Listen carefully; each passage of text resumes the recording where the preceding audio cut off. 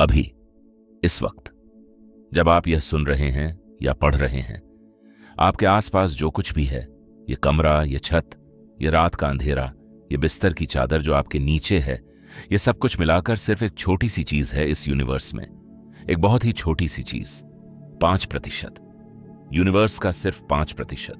मतलब हर वो चीज जो आप देख सकते हैं, हर वो चीज जो आप छू सकते हैं, हर वो चीज जो आज तक किसी भी टेलीस्कोप ने ऑब्जर्व की है, हर एक स्टार, हर एक प्लैनेट, हर एक गैलेक्सी, हर एक एटम जो आपके जिस्म में है, ये सब मिलाकर यूनिवर्स का सिर्फ 5% है। बाकी 95% वो चीज है जो हम देख नहीं सकते, छू नहीं सकते, डायरेक्टली मेजर करना मुश्किल है, लेकिन वो वहां है, पूरी तरह से बिल्कुल वहां है। और वो इस वक्त भी काम कर रही है, इस कमरे में, आपके आसपास, सिर्फ आपके ऊपर नहीं, आपके अंदर से गुजर रही है, आपके बीच से, हर सेकंड, बिल्कुल अभी। और आपको कुछ भी महसूस नहीं हो रहा। आपकी चाय अभी भी प्याली में बंद है, कमरा अभी भी खामोश है, आसमान वही है, जमीन वही है, ग्रेविटी नॉर्मल लग रही है, सब कुछ स्टेबल लग रहा है। लेकिन जो चीज इस पूरी यूनिवर्स को एक साथ थामे हुई है, जो चीज गैलेक्सीज को फॉर्म करती है, उन्हें एक दूसरे से दूर जाने से रोकती है, जो चीज इस कॉस्मिक वेब को स्कैफोल्ड की तरह थामे हुई है, वो चीज हम आज तक डायरेक्टली नहीं देख सके। हम सिर्फ उसके पंजे देखते हैं, उसका असर देखते हैं, और फिर हम उस चीज को एक नाम देते हैं, डार्क मैटर। और फिर एक और चीज जो यूनिवर्स को और तेजी से तोड़ रही है, जो स्पेस को पुश कर रही है बाहर की तरफ, एक ऐसी फोर्स जो ग्रेविटी के बिल्कुल उल्टी है, उसे हम कहते हैं डार्क एनर्जी। यह सिर्फ नाम है, इनमें सिर्फ इतना है कि हमें पता नहीं यह क्या है। डॉक्टर ने एक बीमारी का नाम रख दिया, इसका मतलब यह नहीं कि वो क्योर कर सकता है। नाम देना समझना नहीं होता। और यही इस रात की इन्वेस्टिगेशन है, 95% ऑफ एवरीथिंग। हम क्या जानते हैं, हम क्या नहीं जानते, और क्यों यह मैटर करता है। अगर आपको इस तरह की डीप इन्वेस्टिगेशंस पसंद हैं, जो एक छोटी सी चीज से शुरू होती हैं और पूरी यूनिवर्स को खोल देती हैं, तो अभी सब्सक्राइब कर लीजिए, क्योंकि यह सिर्फ शुरुआत है।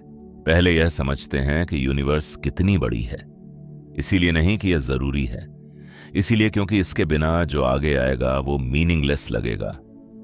नंबर्स मीनिंगलेस होते हैं जब तक उन्हें कॉन्टेक्स्ट नहीं मिलता। तो कॉन्टेक्स्ट लेते हैं। ऑब्जर्वेबल यूनिवर्स, यानी वो हिस्सा जिसे हम थ्योरेटिकली देख सकते हैं, उसका डायमीटर है 93 बिलियन लाइट ईयर्स। एक लाइट ईयर वो दूरी है जो लाइट एक साल में तय करती है। लाइट की स्पीड एक सेकंड में एग्जैक्टली 29,97,92,458 मीटर, 3 लाख किलोमीटर एक सेकंड में।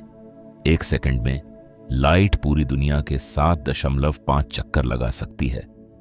अब सोचो, एक साल में कितना? एक साल में लाइट करीब 9.46 ट्रिलियन किलोमीटर्स चलती है। 9,460 बिलियन किलोमीटर्स, एक लाइट ईयर। अब सोचो, 93 billion light years, 93 billion light years. यह नंबर इतना बड़ा है कि उसका कोई प्रैक्टिकल मतलब नहीं रह जाता। हम सिर्फ यह जानते हैं कि यह बहुत बहुत बहुत बड़ा है। इस यूनिवर्स में अप्रॉक्सीमेटली 2 ट्रिलियन गैलेक्सीज हैं। 2 ट्रिलियन गैलेक्सीज, और हर एक गैलेक्सी में एवरेज 100 बिलियन स्टार्स। हमारी अपनी गैलेक्सी मिल्की वे में 200 से 400 बिलियन स्टार्स हैं। हमारा सूरज उनमें से एक है, एक एवरेज साइज्ड स्टार, न बहुत बड़ा न बहुत छोटा, गैलेक्सी की पेरिफेरी पर, सेंटर से 26,000 लाइट ईयर्स दूर। अब इन सब स्टार्स को, इन सब गैलेक्सीज को, इन सब प्लैनेट्स को, इन सब नेबुले को, इन सब एटम्स को, सब कुछ मिलाओ। यह पूरी नॉर्मल चीज जो आप देख सकते हैं, जिसे टेलीस्कोप्स डिटेक्ट कर सकते हैं, जिसे लैब्स में मेजर कर सकते हैं, यह सब मिलाकर यूनिवर्स का सिर्फ 5% बनती है। सिर्फ 5%। बाकी क्या है? 27% डार्क मैटर, 68% डार्क एनर्जी। और हम सिर्फ उस 5% में हैं। एक छोटी सी रोशनी, एक बहुत बड़े अंधेरे में। 1933 स्विट्जरलैंड में एक आदमी था। फ्रिट्ज ज़्विकी, एस्ट्रोनॉमर, कैलटेक में प्रोफेसर, स्विस बल्गेरियन बैकग्राउंड, और एक ऐसी पर्सनालिटी जो लोग ज्यादा पसंद नहीं करते थे। वो डायरेक्ट था, सीधा, एग्रेसिव भी कभी कभी। उसने अपने कोलेग्स को स्फेरिकल बस्टर्ड्स कहा था। उसका मतलब था कि वो लोग सारी डायरेक्शन से एक जैसे नहीं लगते, मतलब हर एंगल से बुरे हैं। इस तरह की बात कहने वाले ज्यादा दोस्तों के लिए पॉपुलर नहीं होते, लेकिन जो कि एक चीज में लाजवाब था, वो देखता था, सच में देखता था, जो दूसरे मिस कर जाते थे। वो डेटा में पैटर्न्स ढूंढता था, और जब कुछ गलत लगता था वो उसे इग्नोर नहीं करता था। 1933 में वो कोमा क्लस्टर स्टडी कर रहा था। कोमा क्लस्टर यानी कोमा बेरेनिसिस का वो रीजन जहां बहुत सारी गैलेक्सीज एक साथ ग्रुप्ड हैं, एक Galaxy cluster approximately 300 million light years दूर। एक जाइगेंटिक कलेक्शन, हजारों गैलेक्सीज ग्रेविटी से एक साथ बंधी हैं। ज़्विकी ने इन गैलेक्सीज की वेलोसिटीज मेजर करने की कोशिश की, यानी वो कितनी तेजी से घूम रही हैं क्लस्टर के अराउंड, और उसने कुछ अजीब देखा। ये गैलेक्सीज बहुत ज्यादा तेजी से घूम रही थीं। फिजिक्स में एक बेसिक रूल है, अगर आप किसी चीज के अराउंड ऑर्बिट करना चाहते हैं तो आपकी स्पीड उस चीज की ग्रेविटी पर डिपेंड करती है। बहुत ज्यादा स्पीड, आप ऑर्बिट से बाहर निकल जाएंगे। बहुत कम स्पीड, आप अंदर गिर जाएंगे। गोल्डीलॉक्स जोन होता है, एक परफेक्ट बैलेंस। ज़्विकी ने कैलकुलेट किया, अगर सिर्फ विजिबल मैटर की ग्रेविटी यानी stars, gas, dust in galaxies को रोक रही होती तो यह गैलेक्सीज कब की इस क्लस्टर से बाहर निकल गई होती। क्लस्टर बिखर गया होता, लेकिन क्लस्टर वहां था, इंटैक्ट, बंधा हुआ। इसका मतलब सिर्फ एक ही था, या तो फिजिक्स का कोई बेसिक नियम गलत है, या कोई ऐसी चीज है जो हम देख नहीं सकते लेकिन जो बहुत ज्यादा मास रखती है, जो बहुत ज्यादा ग्रेविटी प्रोड्यूस करती है। ज़्विकी ने कैलकुलेट किया कि इस क्लस्टर को एक साथ रखने के लिए जितनी ग्रेविटी चाहिए वो विजिबल मैटर से 400 गुना ज्यादा है। 400 गुना। उसने कहा, कोई ऐसी चीज है जो हम देख नहीं सकते लेकिन वो वहां है, ग्रेविटी प्रोड्यूस कर रही है। उसने उसे डंकले मटेरी कहा, जर्मन में डार्क मैटर। लोग हंसे या इग्नोर किया, या बड़े पॉलिटली कहा कि ज़्विकी का मेजरमेंट गलत है। डेकेड्स गुजरे, किसी ने सीरियसली नहीं लिया, क्योंकि जो चीज दिखी नहीं वो एग्जिस्ट नहीं करती। यही सोचते थे लोग। ये एक रीजनेबल असम्पशन थी, और यह गलत थी। 1970s वॉशिंगटन डीसी में कार्नेगी इंस्टीट्यूशन ऑफ वॉशिंगटन एक औरत काम कर रही थी। नाम था वेरा रूबिन। वेरा रूबिन ने बहुत अर्ली एज में एस्ट्रोनॉमी में इंटरेस्ट लिया था। स्कूल में, कॉलेज में, फिर ग्रेजुएट स्कूल, और तब डिस्क्रिमिनेशन का सामना किया जब प्रिंसटन ने उसे एडमिट नहीं किया, क्योंकि वो एक औरत थी। प्रिंसटन का एस्ट्रोनॉमी डिपार्टमेंट तब विमेन को एडमिट नहीं करता था। वो वासर गई, फिर जॉर्ज टाउन, PhD की, और फिर दुनिया के बेहतरीन एस्ट्रोनॉमर्स में से एक बनी। 1970s में वो स्पाइरल गैलेक्सीज की रोटेशन स्टडी कर रही थी। स्पेसिफिकली उनके अंदर स्टार्स कितनी तेजी से घूमते हैं गैलेक्सी के सेंटर के अराउंड। यह एक रीजनेबल और वेल डिफाइंड प्रोजेक्ट था। इसका जवाब नोन लगना चाहिए था। अब सोलर सिस्टम में क्या होता है, मरकरी जो सन के बहुत पास है वो बहुत तेजी से घूमता है। वीनस थोड़ा धीरा, जमीन थोड़ी और धीरी, मार्स और धीरा, और जुपिटर, सैटर्न, यूरेनस, नेपच्यून ये बहुत धीरे घूमते हैं। जितना दूर उतना धीरा। ये केपलर के लॉज हैं, 400 साल पुराने, perfectly established physics. Vera Rubin ने सोचा, गैलेक्सी में भी यही पैटर्न होगा। सेंटर के पास वाले स्टार्स तेजी से, एज के पास वाले धीरे।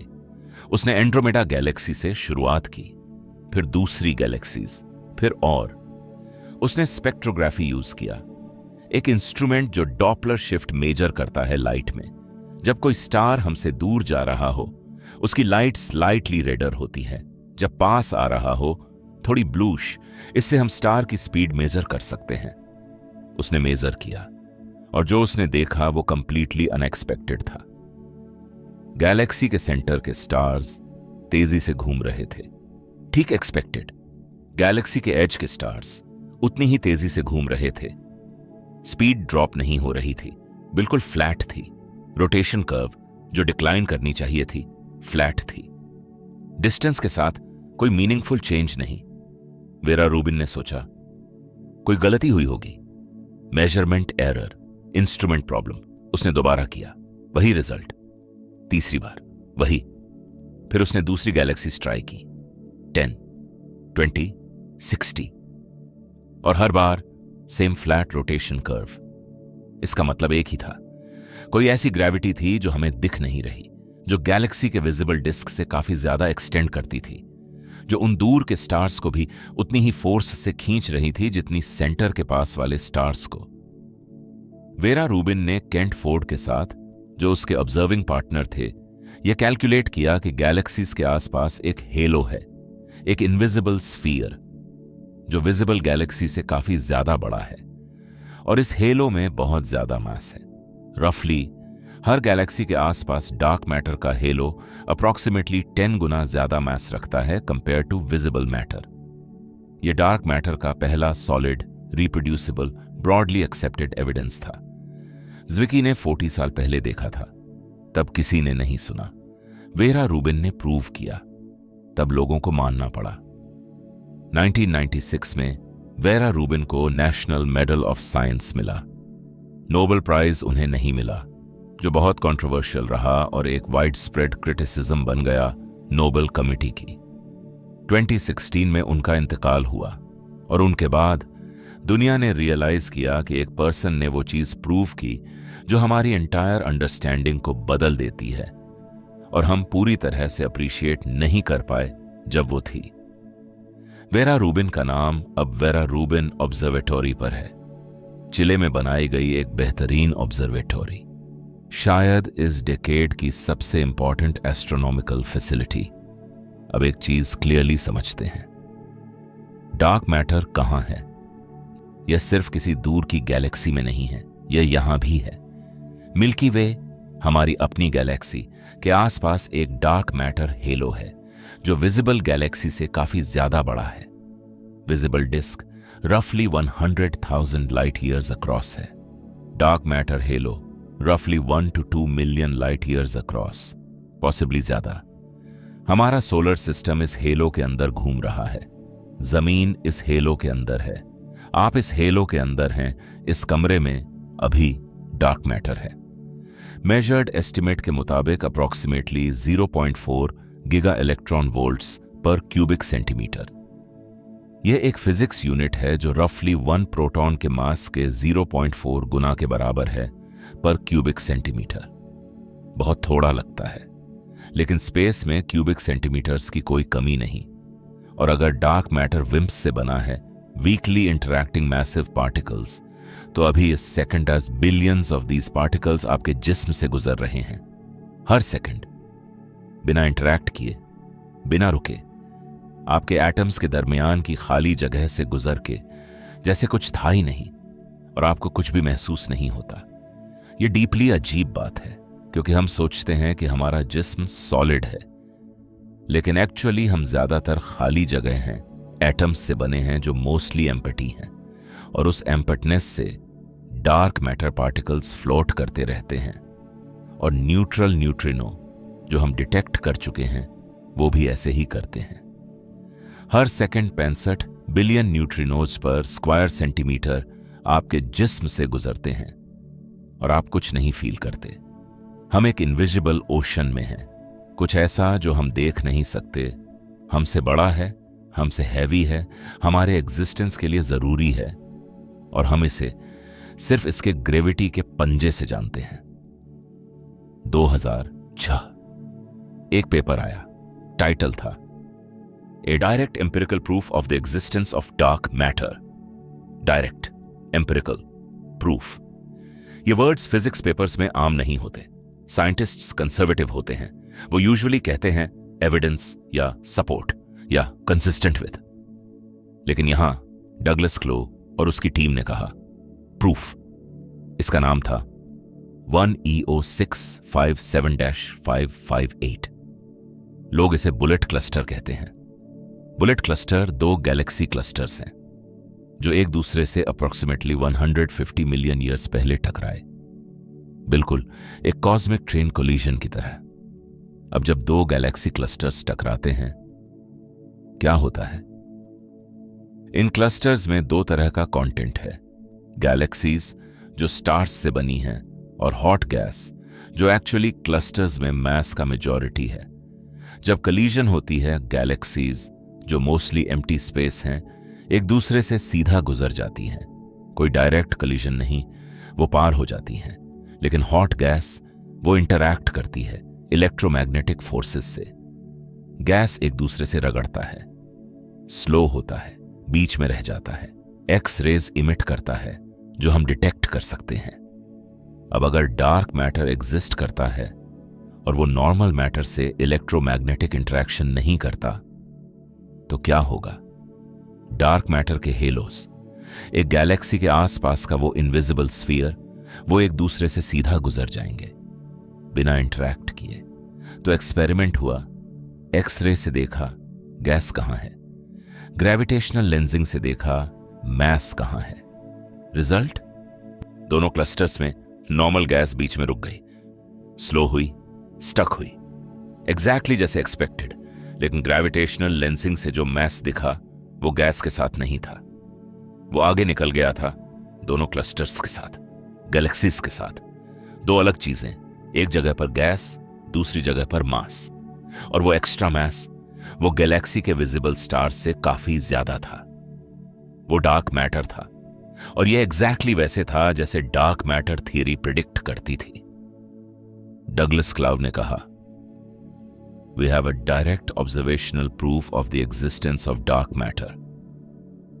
बुलेट क्लस्टर ने एसेंशियली डार्क मैटर के एग्जिस्टेंस को इतना स्ट्रांगली एस्टैब्लिश कर दिया कि आज भी यह एविडेंस रेफर किया जाता है जब भी कोई डार्क मैटर की रियलिटी क्वेश्चन करता है।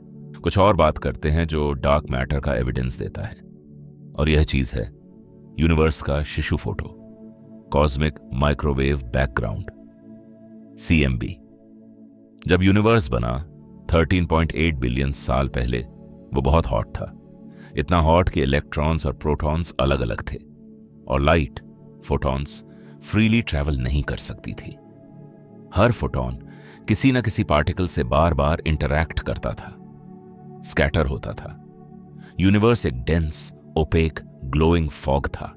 फिर 380,000 साल बाद बिग बैंग के यूनिवर्स ठंडा हुआ, टेम्परेचर गिरा अप्रॉक्सीमेटली 3000 केल्विन तक। उस टेम्परेचर पर इलेक्ट्रॉन्स और प्रोटॉन्स ने कंबाइन किया, एटम्स बने, हाइड्रोजन एटम्स पहली बार। और जब एटम्स बने, लाइट के लिए कोई ऑब्स्टिकल नहीं रहा, फोटॉन्स फ्रीली फ्लाई कर सके। वो फोटॉन्स जो तब से फ्री थे, वो आज भी यूनिवर्स में हैं। 380,000 साल की उम्र में निकले थे, 13.8 बिलियन साल गुजर गए, यूनिवर्स एक्सपैंड होती रही, इन फोटॉन्स की वेवलेंथ स्ट्रेच होती गई। अब यह माइक्रोवेव रेडिएशन है जो बेयरली डिटेक्टेबल हैं लेकिन एवरीवेयर हैं। हम पूरी स्काई में यह सिग्नल डिटेक्ट कर सकते हैं। इसे कॉस्मिक माइक्रोवेव बैकग्राउंड, CMB कहते हैं। 1965 में आर्नो पेंजियास और रॉबर्ट विल्सन ने एक्सीडेंटली डिस्कवर किया था एक एंटेना से, जो वो नॉइज को एलिमिनेट करने की कोशिश कर रहे थे। जो नॉइज उन्हें आ रही थी वो CMB थी। नोबेल प्राइज मिला उन्हें। 2009 में प्लैंक सैटेलाइट, अब तक का सबसे प्रिसाइज CMB मैप, और इस मैप में टाइनी टाइनी फ्लक्चुएशंस हैं। कुछ जगह थोड़ा ज्यादा टेम्परेचर, कुछ जगह थोड़ा कम। ये फ्लक्चुएशंस क्वांटम मैकेनिक्स की बात करती हैं। अर्ली यूनिवर्स में डेंसिटी फ्लक्चुएशंस थे जो क्वांटम इफेक्ट से आए, बहुत छोटी, लेकिन वो वहां थी।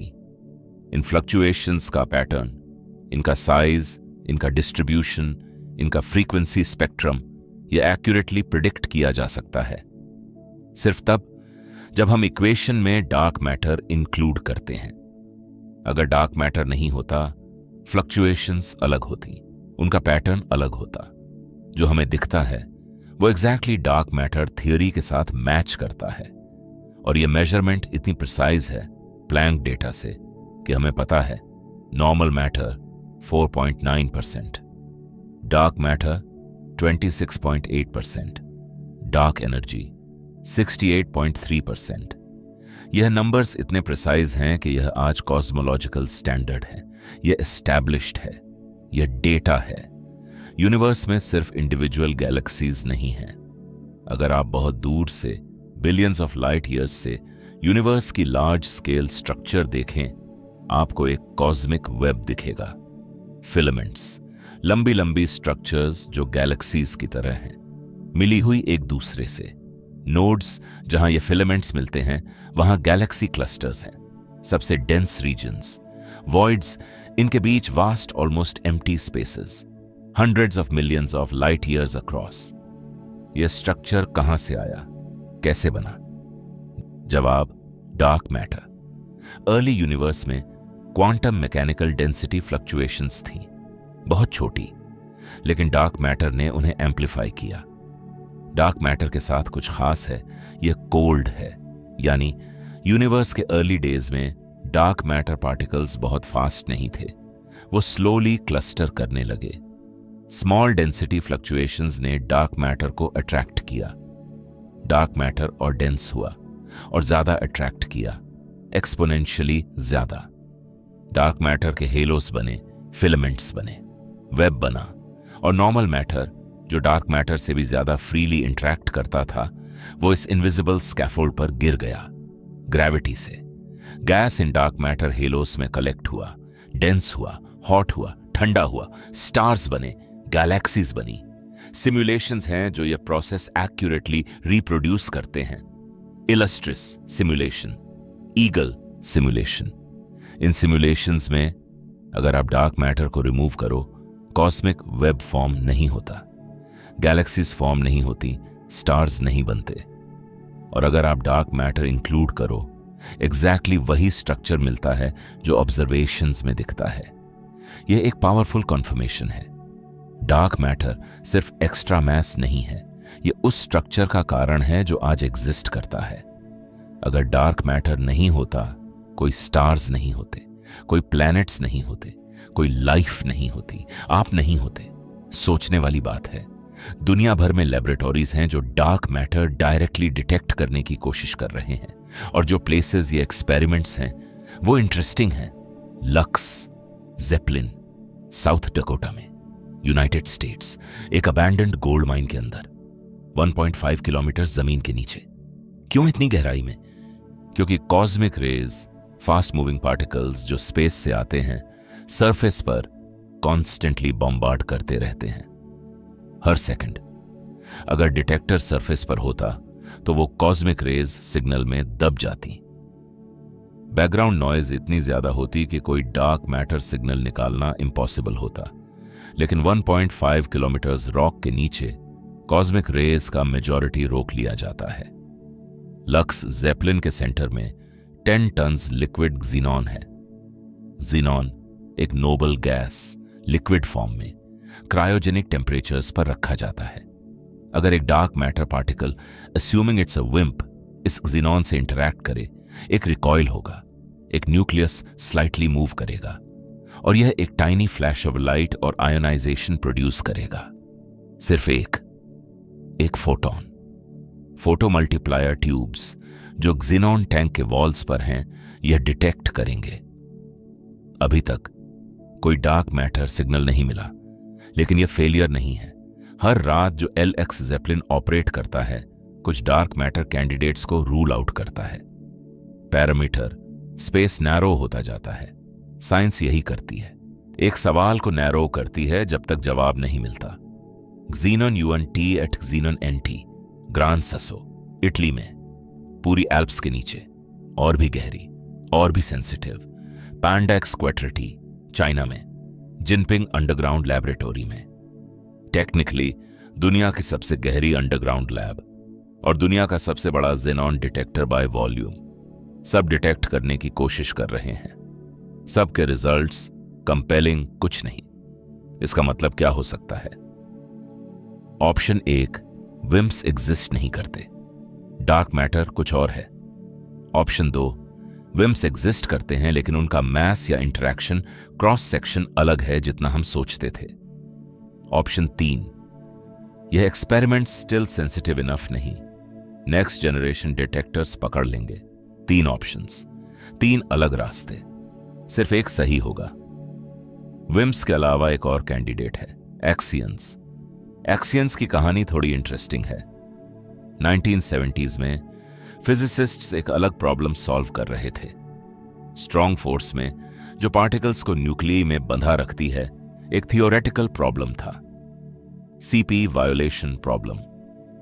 हेलेन क्विन और रॉबर्टो पेच्चाई ने 1977 में एक सॉल्यूशन प्रपोज किया।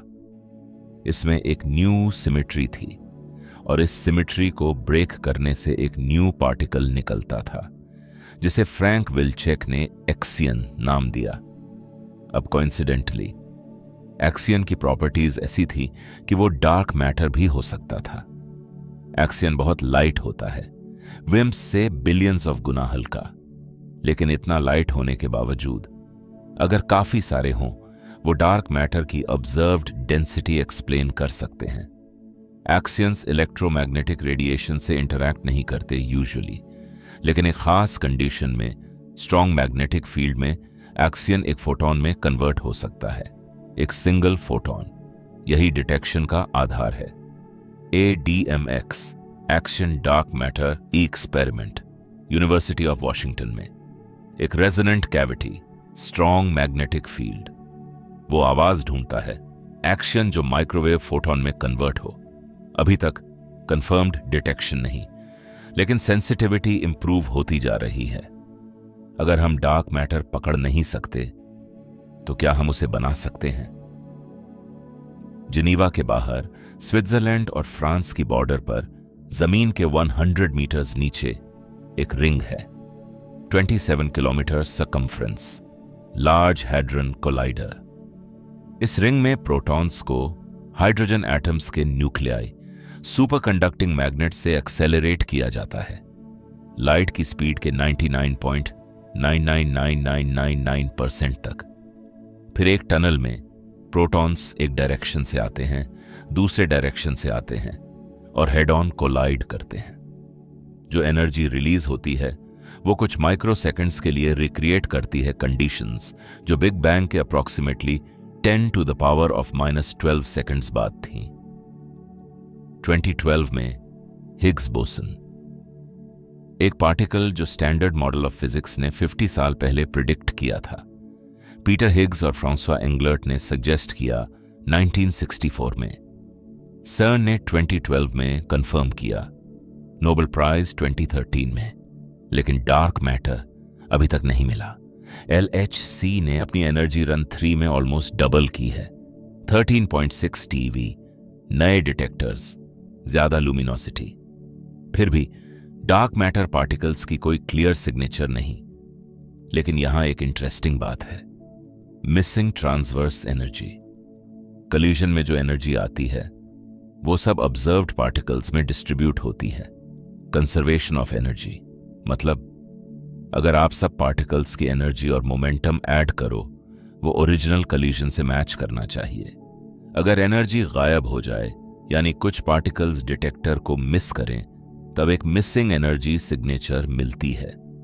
अगर वो मिसिंग एनर्जी किसी नोन पार्टिकल की वजह से नहीं है, न्यूट्रिनो वगैरह, तो शायद वो डार्क मैटर पार्टिकल्स हैं जो डिटेक्टर से बिना इंटरैक्ट किए निकल गए। कुछ हिंट्स मिले हैं LHC डेटा में, कुछ एनोमलीज, लेकिन कंफर्म्ड सिग्नल नहीं। अब तक हमने डार्क मैटर की बात की, यूनिवर्स का 27%, लेकिन याद है यूनिवर्स का 68% डार्क एनर्जी है, 68%। और डार्क एनर्जी डार्क मैटर से भी ज्यादा अजीब है। डार्क मैटर कम से कम ग्रेविटी प्रोड्यूस करता है जो हम मेजर कर सकते हैं, उसका मैस है, वो चीजों को अट्रैक्ट करता है। डार्क एनर्जी वो एग्जैक्टली उल्टा करती है, ग्रेविटी किसी भी चीज को अट्रैक्ट करती है। ये वेल एस्टैब्लिश्ड है, न्यूटन ने प्रूव किया, आइंस्टाइन ने रिफाइन किया। डार्क एनर्जी वो रिपेल करती है, स्पेस को पुश करती है, एक्सपेंशन को एक्सेलरेट करती है। यह कैसे डिस्कवर हुआ? 1990s में दो टीम्स इंडिपेंडेंटली डिसाइड किया कि यह मेजर करें कि यूनिवर्स की एक्सपेंशन स्लो हो रही है या नहीं। सॉल पर्लमटर सुपरनोवा कॉस्मोलॉजी प्रोजेक्ट के हेड, बर्कले में ब्रायन श्मिट और एडम रीस हाईजी सुपरनोवा सर्च टीम, हार्वर्ड में, दोनों टाइप 1A सुपरनोवा यूज कर रहे थे। टाइप 1A सुपरनोवा एक स्पेशल इवेंट है जब एक वाइट ड्वार्फ स्टार, जो एक डेड स्टार है, किसी बाइनरी कंपेनियन से मास अक्रीट करता है। एक पॉइंट पर वो अनस्टेबल हो जाता है, एक्सप्लोड हो जाता है, और यह एक्सप्लोजन हर बार अप्रॉक्सीमेटली सेम ब्राइटनेस का होता है, एक स्टैंडर्ड कैंडल। दोनों टीम्स ने हजारों सुपरनोवाए ऑब्जर्व किए, बिलियंस ऑफ लाइट ईयर्स दूर। अगर एक्सपेंशन स्लो हो रही होती तो दूर के सुपरनोवाए एक्सपेक्टेड से थोड़ा ब्राइटर होने चाहिए थे। दोनों टीम्स को मिला सुपरनोवा एक्सपेक्टेड से फेंटर थे, दूर थे, मतलब एक्सपेंशन स्लो नहीं हो रही थी, वो एक्सेलरेट कर रही थी। दोनों टीम्स सिमल्टेनियसली कंफ्यूज्ड हुए। दोनों टीम्स ने दोबारा चेक किया, तीसरी बार चेक किया, वही रिजल्ट। 1998 में रिजल्ट्स पब्लिश हुए। एक कोई फोर्स था, एक ऐसी एनर्जी जो स्पेस को बाहर की तरफ पुश कर रही थी, ज्यादा से ज्यादा तेजी से, ग्रेविटी के एग्जैक्टली ऑपोजिट डायरेक्शन में। इसका नाम रखा गया डार्क एनर्जी। 2011 में सॉल पर्लमटर, ब्रायन श्मिट और एडम रीस को नोबेल प्राइज इन फिजिक्स मिला। यह कंफर्म्ड है, यह मेजर्ड है, यह रियल है। 1917 एल्बर्ट आइंस्टाइन अपनी field equations of general relativity पर काम कर रहा था। इक्वेशंस ब्यूटीफुल थीं और इक्वेशंस एक अनएक्सपेक्टेड चीज कह रही थी। यूनिवर्स स्टैटिक नहीं हो सकता, या तो वो एक्सपैंड कर रहा है या कॉन्ट्रैक्ट, कोई स्टेबल मिडिल ग्राउंड नहीं। लेकिन 1917 में हर कोई सोचता था कि यूनिवर्स स्टैटिक है, इटर्नल, अनचेंजिंग। आइंस्टाइन ने सोचा मेरी इक्वेशंस में कुछ तो गलत है, तो उसने एक फिक्स किया। उसने अपनी इक्वेशन में एक एक्स्ट्रा टर्म ऐड किया, लैम्डा, कॉस्मोलॉजिकल कांस्टेंट, एक आर्टिफिशियल रिपल्शन, ग्रेविटी के ऑपोजिट, जो यूनिवर्स को स्टैटिक रखती। लैम्डा की वैल्यू उसने चूज की ताकि अट्रैक्शन और रिपल्शन बैलेंस हो जाए, यूनिवर्स स्टेबल रहे। यह साइंटिफिकली डिसऑनेस्ट था। इक्वेशंस एक स्पेसिफिक आंसर देती थीं। उसने इक्वेशन में हाथ डाला रिजल्ट चेंज करने के लिए। फिर 1929 में एडविन हबल ने ऑब्जर्व किया कि गैलेक्सीज हमसे दूर भाग रही हैं, और जितनी दूर उतनी तेजी से यूनिवर्स एक्सपैंड कर रहा था। आइंस्टाइन की ओरिजिनल इक्वेशन सही थी, लैम्डा की जरूरत नहीं थी। आइंस्टाइन ने बाद में कहा लैम्डा इंट्रोड्यूस करना the biggest blunder of my life था। देखो कितनी आयरनी है। 1998 में डार्क एनर्जी डिस्कवर हुई और साइंटिस्ट्स ने देखा डार्क एनर्जी एग्जैक्टली लैम्डा की तरह बिहेव करती है। अगर आप लैम्डा इक्वेशन में वापस डालें तो एक्सेलरेटिंग एक्सपेंशन एक्सप्लेन होती है। आइंस्टाइन की ब्लंडर असल में गलती नहीं थी, वो सिर्फ 80 साल आगे था। Lambda cosmological constant dark energy का एक एक्सप्लेनेशन है। इसका फिजिकल मीनिंग है एम्प्टी स्पेस, वैक्यूम अपनी एक एनर्जी रखती है। वैक्यूम एनर्जी कुछ नहीं है, फिर भी एनर्जी है। स्पेस खुद एक एनर्जी रखती है, पॉजिटिव एनर्जी जो पुश करती है, और जितना ज्यादा स्पेस उतनी ज्यादा टोटल एनर्जी। इसलिए जैसे यूनिवर्स बड़ी होती है, डार्क एनर्जी की टोटल अमाउंट बढ़ती है और एक्सपेंशन और ज्यादा एक्सेलरेट होती है। एक फीडबैक लूप जो एंड नहीं होता। ये जहां चीजें बहुत इंटरेस्टिंग और बहुत डिस्टर्बिंग हो जाती हैं। Cosmological constant, vacuum energy, reasonable explanation लगती है डार्क एनर्जी के लिए। लेकिन एक प्रॉब्लम है, एक बहुत बड़ी प्रॉब्लम।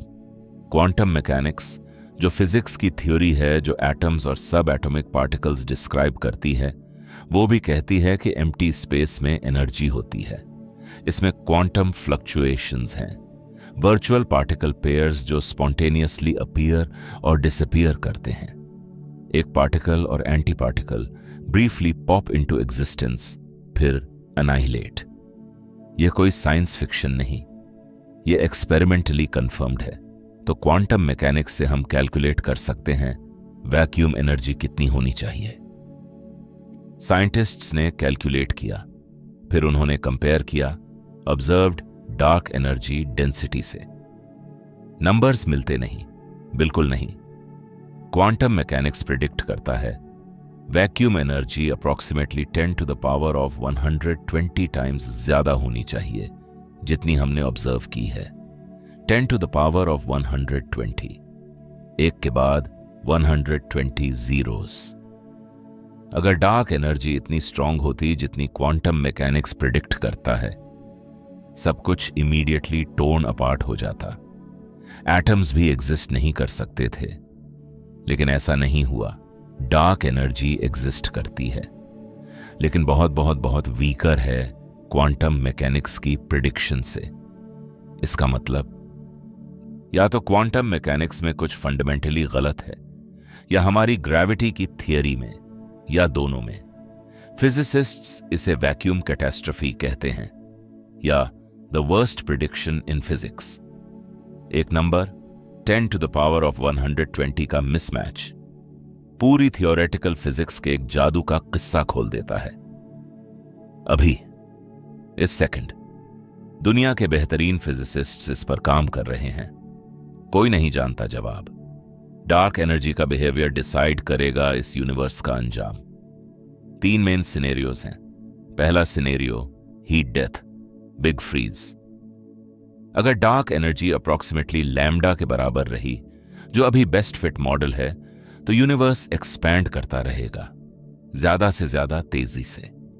एक वेरी लॉन्ग टाइम के बाद, billions of billions of billions of years के बाद, गैलेक्सीज एक दूसरे से इतनी दूर हो जाएंगी कि हम उन्हें नहीं देख सकेंगे। स्टार्स अपना फ्यूल खत्म कर देंगे, एक बाय एक न्यू स्टार्स बनने बंद हो जाएंगे। Black holes, last surviving major structures, आखिरकार हॉकिंग रेडिएशन से इवेपोरेट हो जाएंगे। यूनिवर्स सिर्फ cold, dark, empty space, near absolute zero temperature, कोई स्ट्रक्चर, कोई इवेंट्स, थर्मोडायनामिक इक्विलिब्रियम, यही हीट डेथ है। दूसरा सिनारियो बिग रिप। अगर क्विंटेसेंस है, अगर dark energy's equation of state W significantly below -1 है, तब एक्सपेंशन की रेट इतनी तेजी से इंक्रीज होगी कि इवेंचुअली मैटर खुद ही टियर अपार्ट हो जाएगा। पहले गैलेक्सी क्लस्टर्स बिखर जाएंगे, ग्रेविटी उन्हें बांधे नहीं रख सकती। फिर इंडिविजुअल गैलेक्सीज, स्टार्स एक दूसरे से दूर, फिर सोलर सिस्टम्स, फिर प्लैनेट्स खुद, फिर सैटम्स, फिर प्रोटॉन्स और न्यूट्रॉन्स, फिर क्वार्क्स में। स्पेस का फैब्रिक इतनी तेजी से एक्सपैंड होगा कि कोई फोर्स कुछ बांधे नहीं रख सकती। सब कुछ, लिटरली एवरी सिंगल थिंग, एक लास्ट मोमेंट में टॉर्न अपार्ट। Big rip. तीसरा सिनेरियो बिग क्रंच।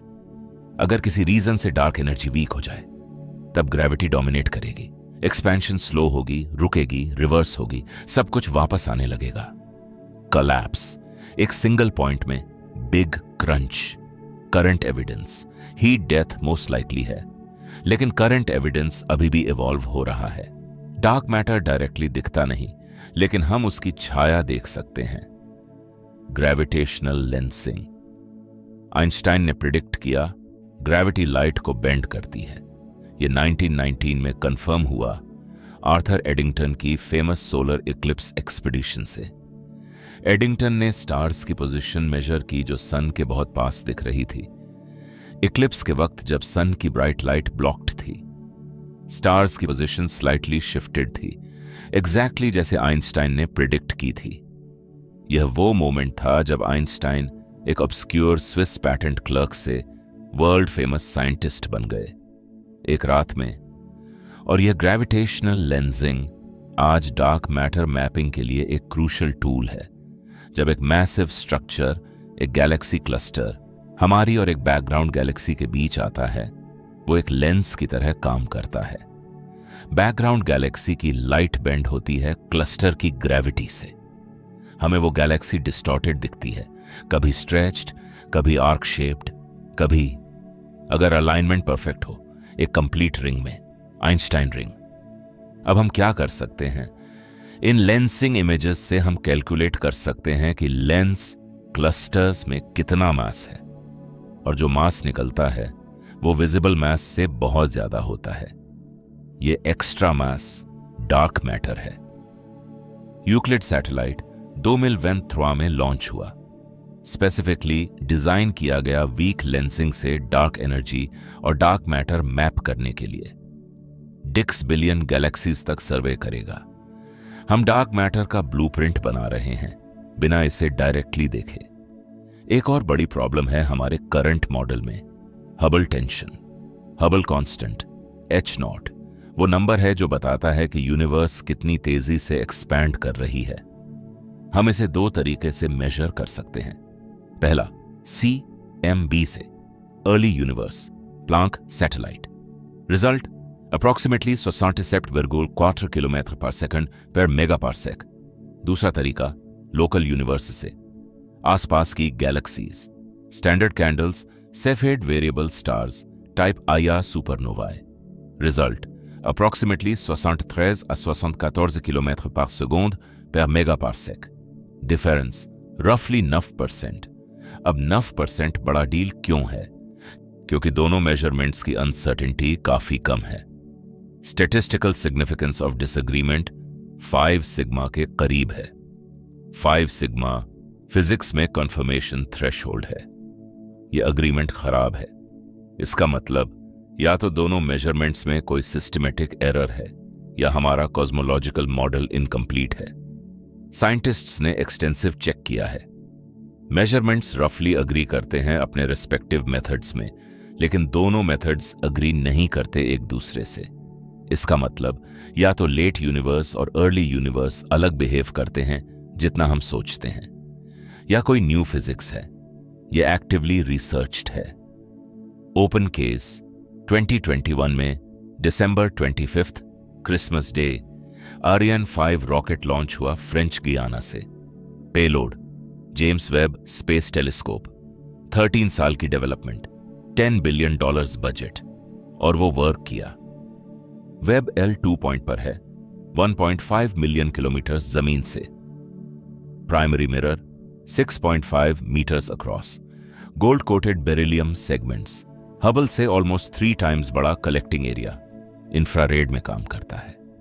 बहुत पुरानी गैलेक्सीज की लाइट यूनिवर्स की एक्सपेंशन की वजह से इतनी रेड शिफ्टेड हो चुकी है कि वो इंफ्रारेड में है। वेब अर्ली यूनिवर्स में झांकता है, लिटरली, जब यूनिवर्स चंद 100 मिलियन ईयर्स पुराना था, और उसने कुछ ऐसा देखा जो हमारे मॉडल्स से मैच नहीं करता। बहुत मैसिव, बहुत डेवलप्ड गैलेक्सीज, बहुत पहले। स्टैंडर्ड लैम्डा CDM मॉडल जो डार्क मैटर इंक्लूड करता है, प्रिडिक्ट करता है कि गैलेक्सीज स्लोली फॉर्म होती हैं, पहले स्मॉल क्लम्प्स, फिर मर्ज होकर बड़ी गैलेक्सीज।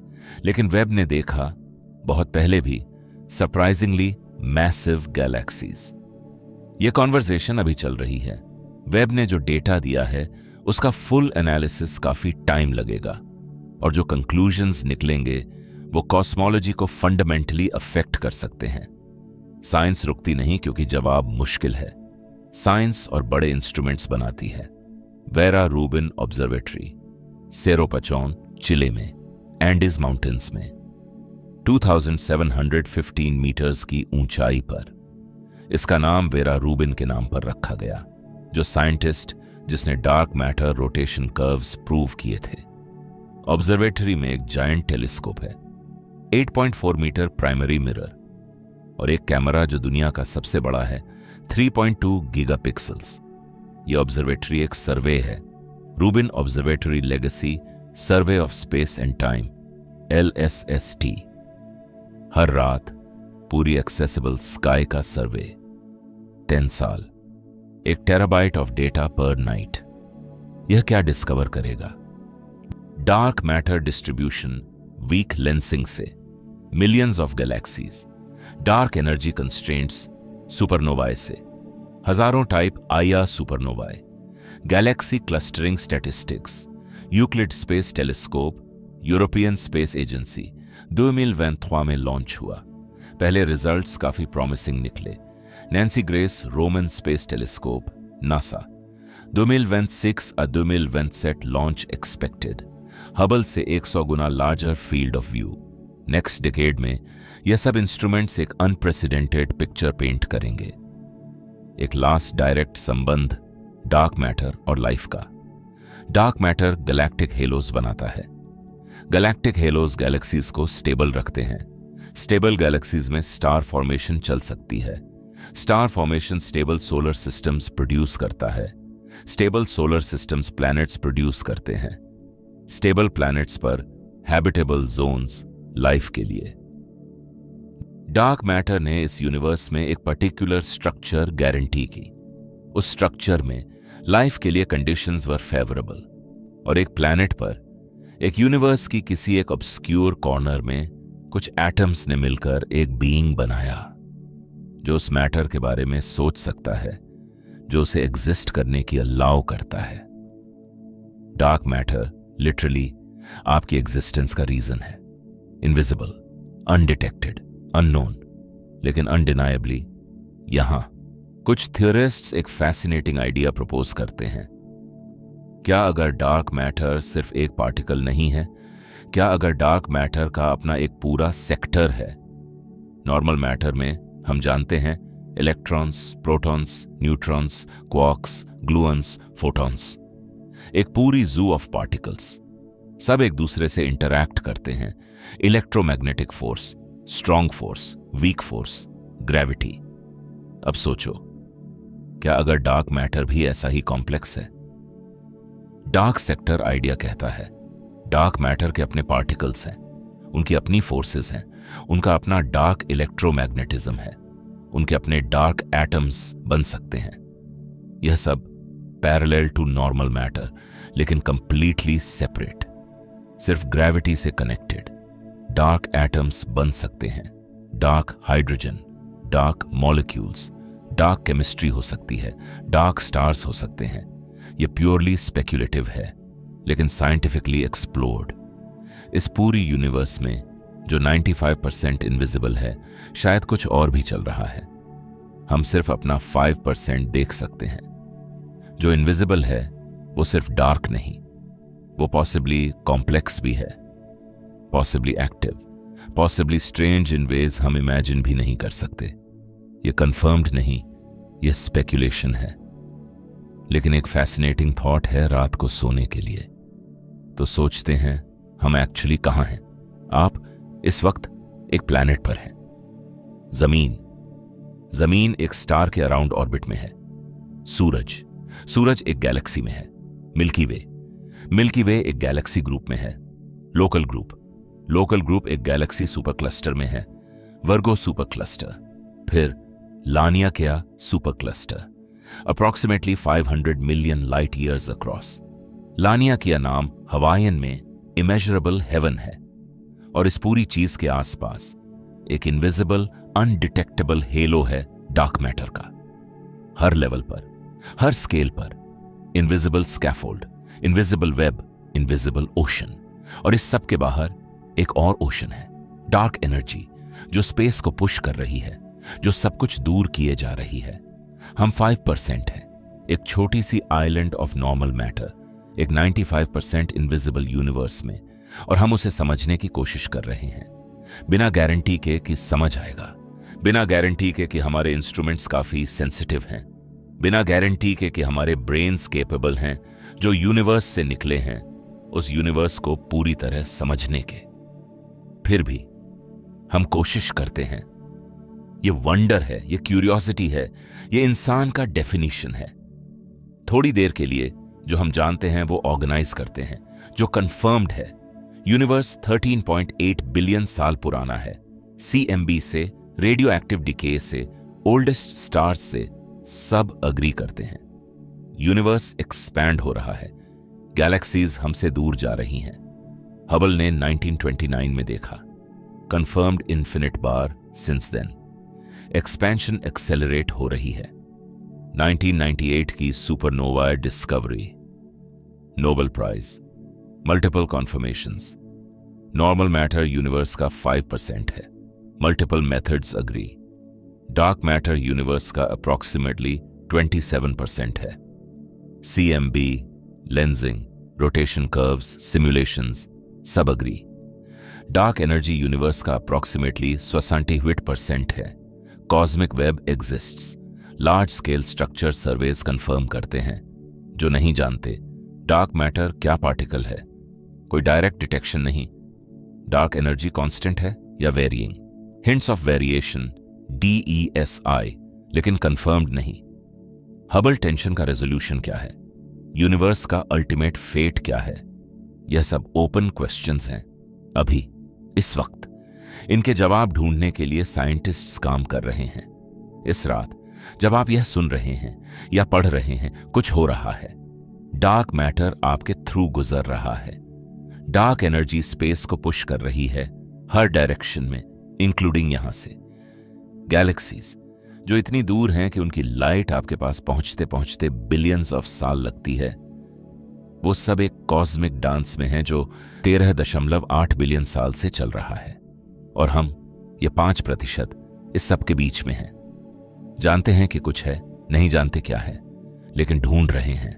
टेलीस्कोप्स बनाए, डिटेक्टर्स बनाए, एक्सेलरेटर्स बनाए, सैटेलाइट्स भेजे, एल्गोरिदम्स लिखे, पेपर्स लिखे, सिमुलेशंस चलाए, और स्लोली, बहुत स्लोली यूनिवर्स अपने सीक्रेट्स खोलती जा रही है। अभी तक सिर्फ 5% का जवाब पता है, लेकिन वो 5%, वाओ, वो 5% जो हम समझ चुके हैं, atoms, stars, black holes, gravitational waves, quantum mechanics, ये सब ब्रेथ टेकिंग है। 95% बाकी है। इमेजिन करो, 95% बाकी है। यह कोई फेलियर नहीं है, यह इन्विटेशन है। यूनिवर्स इनवाइट कर रही है, देख, समझ, ढूंढ, और हम जा रहे हैं। अगर आप रात को इन सवालों के साथ सो न सको, तो यह चैनल आपके लिए है। यहां हर वक्त कुछ अजीब और रियल मिलेगा। कुछ जो कंफर्मेड है, कुछ जो डेटा कहता है, कुछ जो मेजर किया गया है। स्पेक्यूलेशंस नहीं, एस्टैब्लिश्ड साइंस। सब्सक्राइब कर लीजिए, नोटिफिकेशन बेल दबा दीजिए, और अगली बार हम बात करेंगे किसी और ऐसी चीज की जो इस यूनिवर्स का एक और राज है, जो छुपा हुआ है प्लेन साइट में। रात में ये दुनिया और ये यूनिवर्स इससे भी ज्यादा हैरान कर देने वाली है जितनी वो दिन में लगती है। ख्वाब में भी सोचो इस पर, और जब आंख खुले कुछ नया ढूंढो। डार्क मैटर क्या हो सकता है, इसके बारे में फिजिकली डिटेल में बात करते हैं। पहला कैंडिडेट था macOS, massive compact hello objects. यानी क्या हो सकता है कि डार्क मैटर असल में डार्क नहीं है? क्या हो सकता है कि यह सिर्फ बहुत डिम ऑब्जेक्ट्स हैं जो हम देख नहीं पा रहे? Black holes, brown dwarfs, neutron stars, rock planets. यह आइडिया रीजनेबल था, टेस्ट किया गया और मोस्टली रूल आउट हो गया, क्योंकि अगर इतने सारे मैचोज होते तो वो ग्रेविटेशनल लेंसिंग प्रोड्यूस करते एक खास रेट पर, और वो रेट हमें नहीं मिलता। ये एक इंपॉर्टेंट लेसन है साइंस में। जब आप एक हाइपोथेसिस एलिमिनेट करते हैं, ये फेलियर नहीं होता, ये प्रोग्रेस है। आप पॉसिबिलिटीज को नैरो कर रहे हो। दूसरा candidate विम्प्स, weekly interacting massive particles. यह आइडिया था कि डार्क मैटर कोई न्यू पार्टिकल है जो नॉर्मल मैटर से ग्रेविटी के थ्रू इंटरैक्ट करता है, लेकिन लाइट या इलेक्ट्रोमैग्नेटिज्म के थ्रू नहीं, इसलिए वो दिख नहीं सकता। वायम्पिस काफी टाइम तक सबसे पॉपुलर थ्योरी थी। ह्यूज एक्सपेरिमेंट्स बनाए गए, अंडरग्राउंड डिटेक्टर्स LHC में भी खोजा गया। अभी तक कोई डायरेक्ट डिटेक्शन नहीं मिली। लेकिन यहां एक इंटरेस्टिंग बात है, विम्प मिरेकल कहलाती है एक कोइंसिडेंस। अगर आप पार्टिकल फिजिक्स के स्टैंडर्ड टूल्स से ईके पार्टिकल जो वीक फोर्स से इंटरैक्ट करे, जो बिग बैंग के समय थर्मल इक्विलिब्रियम में हो, जो उस टेम्परेचर पर फ्रीज आउट करे जो अर्ली यूनिवर्स में था, तो जो डेंसिटी बचती है वो एग्जैक्टली वही है जो डार्क मैटर की ऑब्जर्व्ड डेंसिटी है। यह कोई ट्यून अप नहीं था, ये ऑटोमेटिकली निकला। इसे विम्प मिरेकल कहते हैं। ये इतना कंपेलिंग था कि फिजिसिस्ट्स कन्विंस्ड हो गए विम्प्स मस्ट बी इट। लेकिन एक्सपेरिमेंट्स ने अभी तक डिटेक्ट नहीं किया। विम्प्स या तो एग्जिस्ट नहीं करते या उनकी प्रॉपर्टीज ऐसी हैं कि हमारे करंट डिटेक्टर्स उन्हें मिस कर रहे हैं। तीसरा कैंडिडेट एक्शंस। इनके बारे में हमने पहले बात की। बहुत लाइट पार्टिकल्स मैग्नेटिक फील्ड्स में फोटॉन्स में कन्वर्ट होने की क्षमता रखते हैं। एक्टिव सर्चेस चल रही हैं। चौथा कैंडिडेट स्टेराइल न्यूट्रिनोस। न्यूट्रिनोस हम जानते हैं वो एग्जिस्ट करते हैं। बिलियंस आपके थ्रू हर सेकंड गुजर रहे हैं। लेकिन स्टेराइल न्यूट्रिनोस एक हेवियर मोर रिक्लूसिव वर्जन डार्क मैटर हो सकते हैं। कुछ हिंट्स हैं, कोई प्रूफ नहीं। पांचवां कैंडिडेट प्राइमोर्डियल ब्लैक होल्स, जो हमने पहले डिस्कस किया। अर्ली यूनिवर्स में डायरेक्टली कोलैप्स्ड रीजन्स। छठा कैंडिडेट फजी डार्क मैटर। यह आइडिया है कि डार्क मैटर एक अल्ट्रा लाइट बोसन है, इतना लाइट कि इसकी day Broglie wavelength quantum mechanical wavelength galactic scales पर होती है। इसका मतलब है डार्क मैटर क्लासिकल पार्टिकल्स की तरह नहीं बिहेव करता, वो ज्यादा वेव लाइक है। फजी इसलिए कहते हैं क्योंकि यह गैलेक्सी कोर्स को फज आउट करता है, शार्प डेंसिटी स्पाइक्स नहीं बनाता। यह small scale structure problems solve कर सकता है जो standard wimp dark matter models में है। और भी कैंडिडेट्स हैं self interacting dark matter, strongly interacting massive particles और बहुत सारे एग्जॉटिक प्रपोजल्स।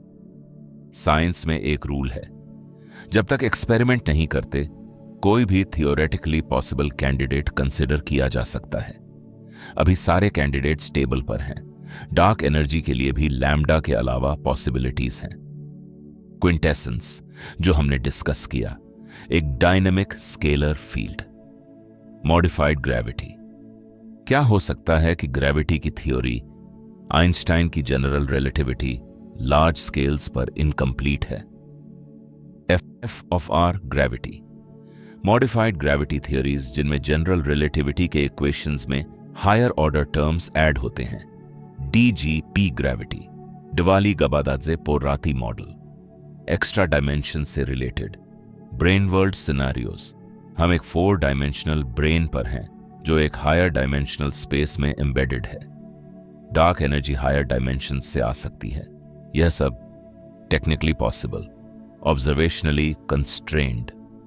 यूक्लिड और वेरा रूबिन ऑब्जर्वेटरी, जो मेजरमेंट्स करेंगे, ग्रेविटी की थियरी को टेस्ट करेंगे लार्ज स्केल्स पर। अगर डिविएशंस मिले तो मॉडिफाइड ग्रेविटी एक सीरियस कंटेंडर बन जाएगी। अभी तक जनरल रिलेटिविटी लगभग सभी ऑब्जर्वेशन से अग्री करती है, लेकिन लगभग का मतलब है थोड़ी गुंजाइश है, और साइंस में थोड़ी गुंजाइश बहुत इंपॉर्टेंट होती है। 2015 में लाइगो ने पहली बार ग्रेविटेशनल वेव्स डायरेक्टली डिटेक्ट किए। नोबेल प्राइज 2017 में। ग्रेविटेशनल वेव्स स्पेस टाइम में रिपल्स। जब कोई मैसिव ऑब्जेक्ट एक्सेलरेट करता है, black hole merger, neutron star collision, वो स्पेस टाइम में टाइनी वेव्स प्रोड्यूस करता है जो लाइट स्पीड से ट्रैवल करते हैं। लाइगो उन्हें डिटेक्ट करता है एक 4 किलोमीटर लॉन्ग आर्म में लेजर बीम से। जब ग्रेविटेशनल वेव गुजरता है, आर्म का length billions of a metre से वेरी करता है, डिटेक्ट हो जाता है। अब यह डार्क मैटर से कैसे कनेक्टेड है? डार्क मैटर के कुछ candidates gravitational wave signals produce कर सकते हैं। प्राइमोर्डियल ब्लैक होल मर्जर्स अगर एग्जिस्ट करते हैं, बोसन स्टार्स या फजी डार्क मैटर हेलोज में ऑसिलेशंस जो characteristic gravitational wave frequencies produce कर सकती हैं। 2023 में मल्टीपल पल्सर टाइमिंग अरे कोलैबोरेशंस ने एविडेंस दिया एक ग्रेविटेशनल वेव बैकग्राउंड का। नैनोग्राव PPTA EPTA।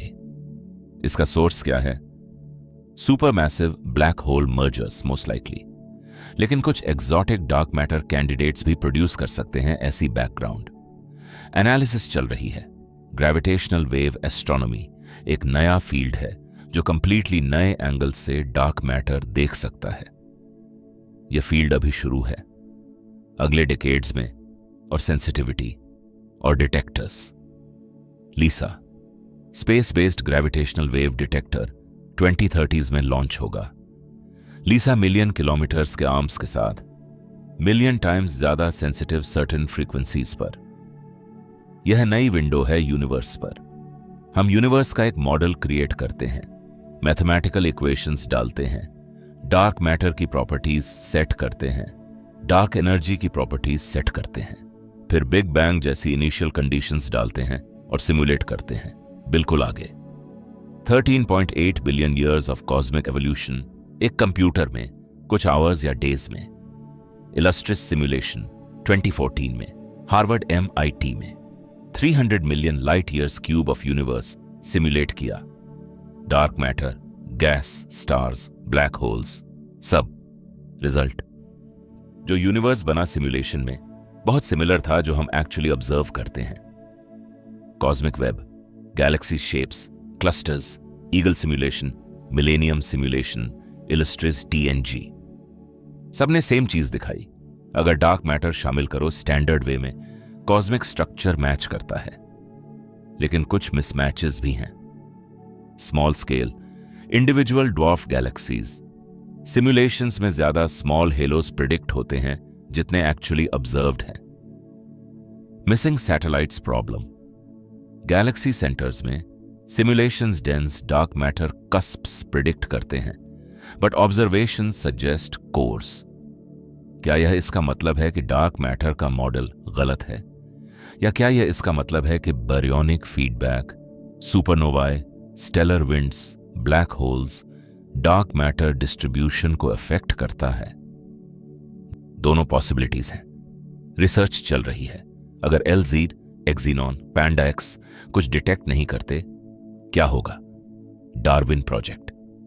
यूरोपा एक इवन लार्जर एक्सिनॉन डिटेक्टर और ज्यादा मैस और ज्यादा सेंसिटिव। प्रोजेक्टेड सेंसिटिविटी एक लिमिट तक जाती है। Neutrino floor. न्यूट्रिनो फ्लोर क्या है? एटमॉस्फेरिक न्यूट्रिनोस जो नेचुरली हैं, वो भी न्यूक्लियर रिकॉइल्स प्रोड्यूस करते हैं जीनॉन में। यह एन इरेड्यूसिबल बैकग्राउंड है। अगर डार्क मैटर विम्प है और न्यूट्रिनो फ्लोर से ऊपर है इंटरैक्शन क्रॉस सेक्शन में, फिर भी डिटेक्ट हो सकता है। अगर विम्प है लेकिन बहुत वीकली इंटरैक्टिंग, न्यूट्रिनो फ्लोर के नीचे, एक्सट्रीमली डिफिकल्ट। नॉन विम्प कैंडिडेट्स के लिए एक्सियन एक्सपेरिमेंट्स और ज्यादा sensitive, different frequencies. Abracadabra, Casper, clash, light dark matter candidates, direct detection, CDMS, super CDMS, छोटे मैसेज के लिए सेंसिटिव। कंपोजिट डार्क मैटर जो मल्टीपल कंस्टिट्यूएंट्स से बना हो। साइंस ऐसे ही चलती है, रिफाइनमेंट, एलिमिनेशन, इवेंचुअली एक क्लियर विनर। कब? अननोन, लेकिन कोशिश जारी है। डार्क मैटर सिर्फ गैलेक्सीज को होल्ड नहीं करता, वो स्टार्स की फॉर्मेशन में भी डायरेक्टली इन्वॉल्व था। अर्ली यूनिवर्स में जब कुछ भी नहीं था, सिर्फ हॉट गैस और डार्क मैटर पहले कोलैप्स हुआ। वो कोल्ड था, स्लो मूविंग, इसलिए ग्रेविटी ने उसे पहले कैप्चर किया। स्मॉल क्लम्प्स बने। अब इन क्लम्प्स में ग्रेविटी थी, और ये ग्रेविटी बाहर से नॉर्मल मैटर, हाइड्रोजन और हीलियम गैस को अट्रैक्ट करती थी। गैस गिरा, डेंस हुआ, और एक पॉइंट पर न्यूक्लियर फ्यूजन शुरू हुआ। पहला स्टार जला। वो स्टार इसलिए जला क्योंकि डार्क मैटर का हेलो था जो गैस को एक जगह रखता था, जो ग्रेविटेशनल वेल बनाना शुरू किया। स्टार्स का जन्म डार्क मैटर की वजह से हुआ, और स्टार्स के बिना कोई केमिस्ट्री नहीं होती। हाइड्रोजन और हीलियम के अलावा कोई एलिमेंट नहीं।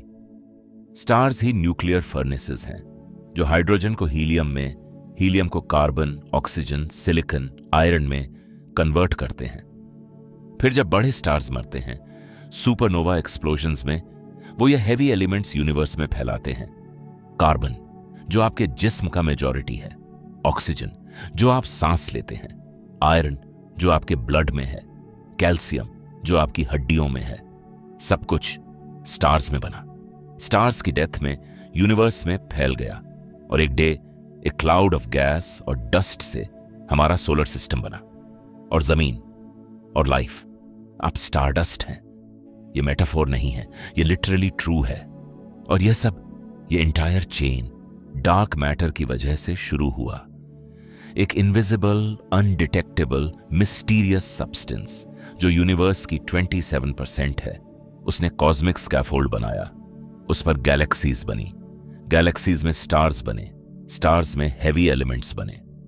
और एक दिन आप, कुछ नंबर्स हैं जो थोड़ी देर के लिए सोचते हैं। यूनिवर्स में approximately 10 to the power of 80 atoms हैं। ये नॉर्मल मैटर में, सिर्फ नॉर्मल मैटर में, 1 followed by 80 zeros, और यह सिर्फ 5% है। मतलब डार्क मैटर में इक्विवेलेंट स्टफ, जो डायरेक्ट काउंटिंग नहीं कर सकते, 5 गुना ज्यादा है रफली। अब सोचो, यूनिवर्स का 1% नहीं, 1/1000 नहीं, 5% में 10 to the power of 80 atoms हैं। एक गैलेक्सी मिल्की वे में रफली 10 to the power of 68 atoms हैं। आप में रफली 7 times 10 to the power of 27 atoms हैं। यह सोचना कि आप 10 to the power of 27 atoms से बने हैं, जो एक यूनिवर्स में है जिसमें 10 to the power of 80 atoms हैं, जो सिर्फ 5% है, यह स्केल माइंड बेंडिंग है। और फिर भी इन 10 to the power of 27 atoms ने मिलके एक ब्रेन बनाया जो इन नंबर्स के बारे में सोच सकता है। यूनिवर्स ने कॉन्शियसनेस प्रोड्यूस की, जैसे एक बाय प्रोडक्ट। कुछ एटम्स ने मिलके ऐसा कुछ बना लिया जो यूनिवर्स को वंडर कर सकता है। ये अमेजिंग है, literally, in the true sense of the word. एक और चीज सोचते हैं, डार्क मैटर न होता तो कोई गैलेक्सीज नहीं होती, कोई स्टार्स नहीं होते, कोई प्लैनेट्स नहीं होते, आप नहीं होते। डार्क एनर्जी अगर थोड़ी ज्यादा होती, यूनिवर्स इतनी तेजी से एक्सपैंड होता कि मैटर कभी क्लस्टर नहीं कर सकता था। कोई स्ट्रक्चर नहीं, कोई गैलेक्सीज, कोई लाइफ। डार्क एनर्जी अगर ना होती या नेगेटिव होती, यूनिवर्स कलैप्स हो जाता ग्रेविटी से। Big crunch. कोई टाइम नहीं स्ट्रक्चर बनने के लिए। इन कॉन्स्टेंट्स की वैल्यूज, डार्क मैटर कितना है, डार्क एनर्जी कितना है, ये लाइफ के लिए फाइनली ट्यून्ड लगते हैं। इसका मतलब क्या है? कुछ लोग कहते हैं ये डिजाइन का सबूत है, कुछ लोग कहते हैं एंथ्रोपिक प्रिंसिपल। हम सिर्फ एक ऐसी यूनिवर्स ऑब्जर्व कर सकते हैं जिसमें हम एग्जिस्ट कर सकते हैं। अगर यूनिवर्स अलग होता, कोई ऑब्जर्वर नहीं होता यह पूछने के लिए। कुछ लोग कहते हैं मल्टीवर्स, बहुत सारे यूनिवर्सेस एग्जिस्ट करते हैं अलग अलग कॉन्स्टेंट्स के साथ। हम उस वाले में हैं जो लाइफ के लिए सूटेबल है। यह डीपली फिलोसॉफिकल टेरिटरी है। साइंस इन सवालों का डायरेक्टली जवाब नहीं दे सकती, लेकिन यह सवाल रियल है और यह फैसिनेटिंग है कि फिजिक्स ने हमें यहां पहुंचाया। साइंस सिर्फ आइडियाज नहीं है, साइंस लोग हैं। वेरा रूबिन, जो dark matter rotation curves prove करने के बाद डेकेड्स तक काम करती रही, जो नोबेल प्राइज नहीं मिलने पर भी काम करती रही। सॉल परलम्टर, ब्रायन श्मिट, एडम रीस, जो डार्क एनर्जी डिस्कवर करने के बाद नोबेल प्राइज के बाद भी अभी भी एक्टिवली रिसर्च कर रहे हैं। वेंडी फ्रीडमैन, जो हबल कांस्टेंट मेजर करने पर डेकेड्स से काम कर रही हैं। डैन हूपर, फेर्मी लैब में, जो डार्क मैटर कैंडिडेट्स पर प्रोलिफिकली राइट करते हैं। फबियोला जियानोटी, सर्न के डायरेक्टर जनरल। यह लोग हैं रियल, काम करते हैं, उन्हें फैमिलीज हैं, प्रॉब्लम्स हैं, कभी करेक्ट होते हैं, कभी गलत, सब मिलके आगे बढ़ाते हैं। साइंस एक ह्यूमन एंटरप्राइज है और जो सवाल यह लोग पूछ रहे हैं, 95% ऑफ एवरीथिंग, ये शायद सबसे इंपॉर्टेंट क्वेश्चंस हैं जो इंसान कोई भी पूछ सकता है। हम कहां से आए? यूनिवर्स क्या है जो हम देख नहीं सकते? ये क्वेश्चंस सिर्फ साइंटिफिक नहीं है, ये एग्जिस्टेंशियल हैं। रात को जब आप बाहर देखें और स्टार्स देखें, मिल्की वे दिखती है अगर पोल्यूशन नहीं हो।